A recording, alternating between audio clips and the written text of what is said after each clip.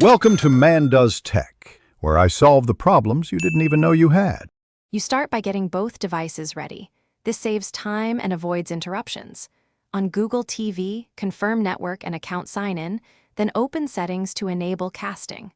On your phone, update WhatsApp and make sure it's on the same Wi-Fi network.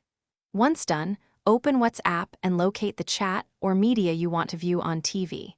Make sure your phone's casting control is enabled so you can connect. This initial alignment is why mirroring works smoothly and reliably. Now you perform the middle step, casting. On Android, pull down Quick Settings and tap Cast, then select your Google TV from the device list. On iPhone, use AirPlay alternatives or a casting app because native cast isn't supported. Once connected, open the WhatsApp chat and play the media, video, or image so it appears on your TV.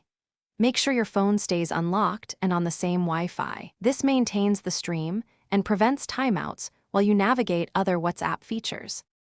To finish, stop casting from your phone's Quick Settings and close the WhatsApp media. This frees the TV for other apps. If playback lags or quality drops, make sure both devices are near the router, pause large downloads and try again. Network congestion is the usual culprit.